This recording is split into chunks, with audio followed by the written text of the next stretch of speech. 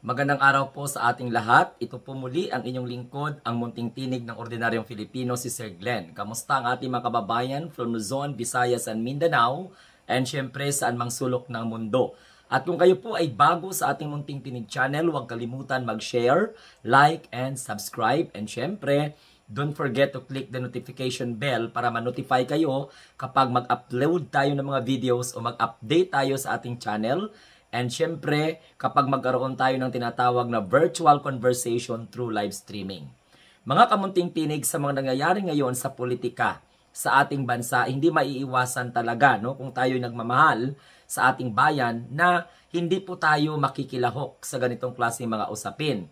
Hindi tayo katulad ng mga Duterte diehard supporters na mga walang pakialam sapagkat ang kanilang iniisip ay kung paano pabagsakin ang gobyerno at paano pabagsakin at sirain ang ating mahal na Pangulong Bongbong Marcos na walang ibang ginawa kundi ang nagsusumikap na maaahon sa kahirapan ng ating bayan, maiangat ang kabuhayan ng ating mga mamamayan sa pamamagitan ng pagbababa ng inflation at syempre panatilihing malakas ang ating relations sa iba't ibang panig po ng mundo. So ngayon, ang pag-uusapan natin mga kamunting tinig, again, gusto ko lamang pong bigyan ng payo itong mga taga-suporta at tagahanga ng mga Duterte. Dapat ninyong tanggapin si General Torre na po ang Philippine National Police Chief. Wala na kayong magawang iba pa. At tandaan po ninyo, huwag kayong magbinugo. Hindi na po dadaan sa Commission on Appointment ang pag-appoint kay Philippine National Police Chief General Torre. So ngayon, dadaan man sa sinasabi ninyo, kasi marami pong mga Duterte diehard supporters nagsasabi na hindi po ma-approve ang appointment ni General Torre. But as far as my knowledge is concerned, hindi na po dadaan sa Commission on Appointment, sa makapangyarihang Commission on Appointment, ang appointment ni General Torre. Diretso na po siya. Ang aking lamang po, mga kamunting tinig, ay dapat tanggapin na ninyo mga Duterte diehard supporters, Tapos na po ang inyong pagbububuhan. Tanggapin ninyo, mayroon na tayong bagong hepe na ginagampanan ang kanyang responsibilidad at inappoint dahil po sa hindi sa pabor-pabor, kundi merit-based po 'yon. Hindi naman naging major general 'yan, hindi naman naging ranking official 'yan kung walang performance sa bawat area na kung saan ay itinatalaga siyang gampanan ang kanyang responsibilidad para magiging isa sa mga tagapanatili ng kaayusan, katiwasayan at katahimikan at masugpo ang kriminalidad sa ating lipunan. Mga Duterte diehard supporters, huwag na kayong mag-isip pa na mayroong pong haharang. Ang intindihin nyo na lamang, palakpakan ninyo ang PNP chief natin ngayon dahil ito po ay may prinsipyo. Hindi po mababayaran at matutumbasan ang kanyang kontribusyon sa ating lipunan. Kayo lang naman ilang araw na, nagngangawa-ngawa kayo. Mayroon pang gustong magprotesta. Meron pang nagsasabing pabor-pabor. Meron pang tumawa sa appointment ni General Torre. Huwag niyong tawanan ang mama dahil alam niyo kung bakit. Mas grabe ang ginampanan niyang responsibilidad kaysa sa inyo, na kung saan ay binoto kayo ng taong bayan dahil sa panluloko ninyo sa inyong mga speeches. Si General Torre, naging PNP chief po yan, pinaghirapan niya yan. Pinuhunan niya yan ng ilang taon ng prinsipyo dangal, ang integridad. Hindi po yan na palatoy-latoy lang o palustay-lustay lang, hindi. Kung ano man ang kinahinatnan ng karir ni General Torre sa profesyon na kanyang pinili ay dahil po yan sa kanyang determinasyon na maglingkod sa ating bayan, na hindi po nababahiran ng kahit na anumang korupsyon. So, kaya nga ang pagtanggap ng tao, na mga matitino, pagtanggap ng mga Pilipino na mga matitino ay napakatiwasay at napakadali. At ito lamang po ang alam kong PNP na kinasabikan. Ito lamang po yung PNP chief na nalalaman ko as far as my knowledge is concerned na nabunyi ang sambayan ng Pilipino at pinuri, sapagkat si PBBM hindi po kukuha yan ng PNP chief na hindi maaasahan ng taong bayan. Tingnan mo si Marbel. In-extend pa ang termino. O tingnan mo si Marbel, pinagkatiwalaan si General Torre sa mga mahahalagang misyon para lalong bumalik ang pagtiwala, pagmamahal, at pagkalinga ng mamamayang Pilipino sa Philippine National Police. At yung pagkakatalaga kay General Torre ay simbolo na kinikilala po ng ating mahal na Pangulo.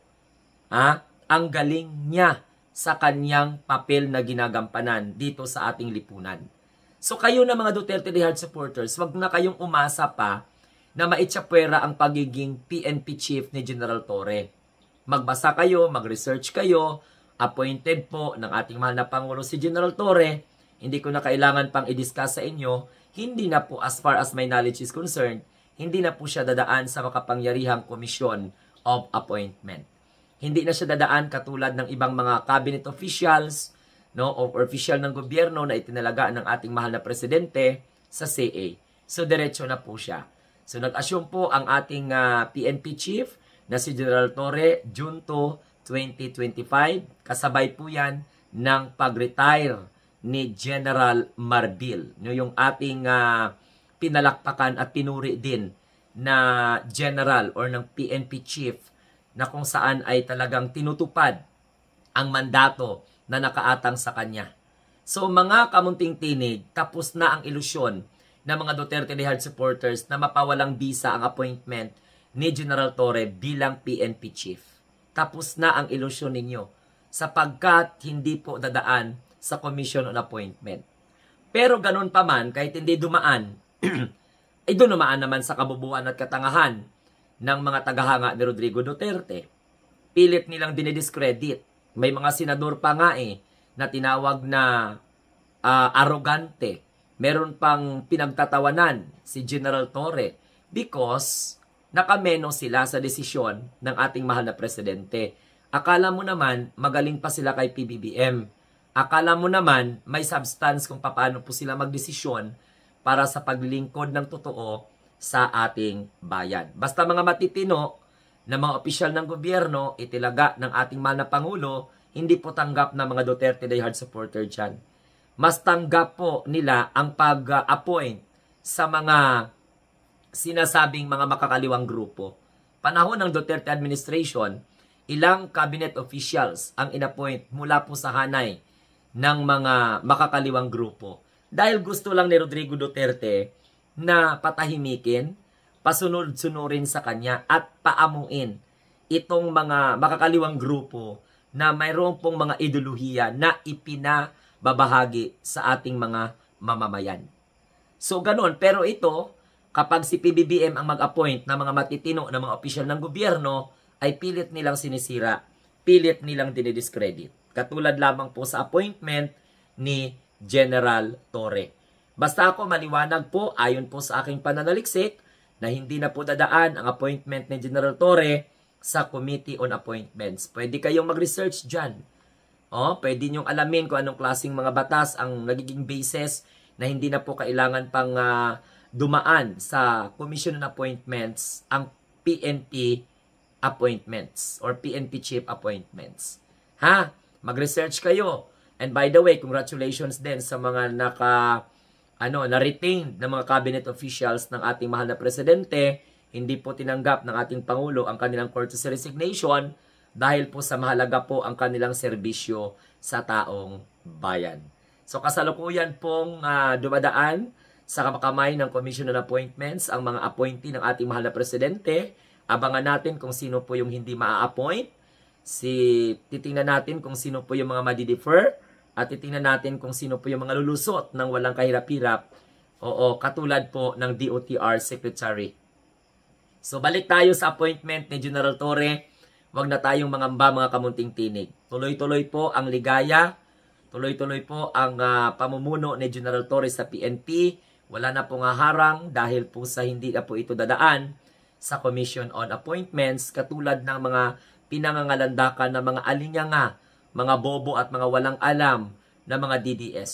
Okay? Kaya kayo mga Duterte de Hard supporters, para hindi naman kayo mapagkamalang tanga na lang forever, magsaliksik kayo para mayroon kayong ibahagi sa kapwa ninyo mga bobo at magkakaalaman kayo or magkakalaman yung mga utak po ninyo.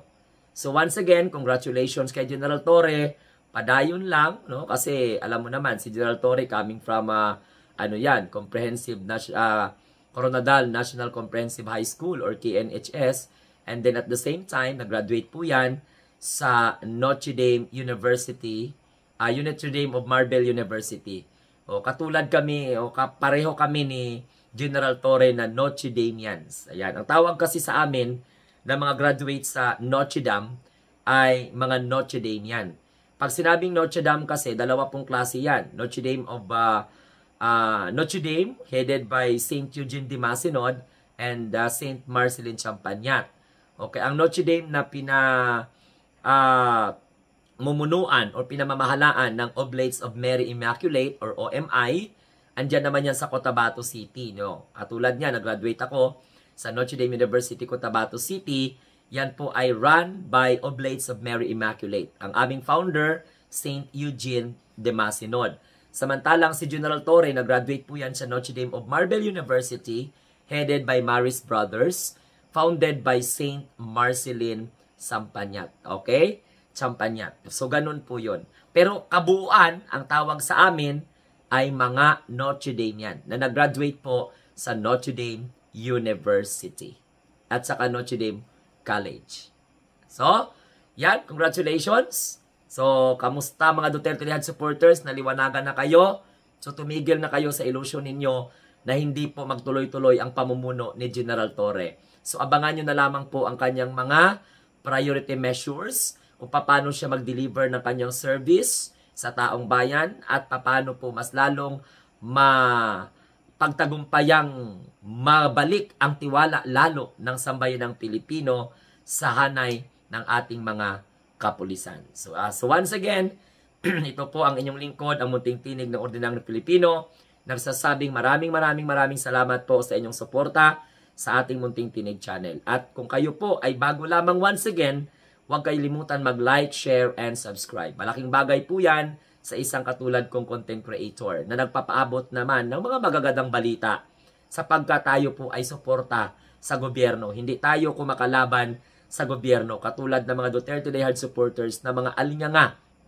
Sobra pa sa mango, sobra pa sa abno na hindi po tanggap na meron tayong Pangulo na nag-iisip ng kapakanan ng taong bayan, hindi po pamumulitika ang kanyang ginagawa, kundi magserbisyo para sa kapakanan ng taong bayan at magiging maayos ang kalagayan ng ating bansa bago siya aalis sa kanyang pwesto sa 2028. Pero simba ko lang, baka po ma-extend. Kaya Duterte Die Hard supporters, mag-ingat.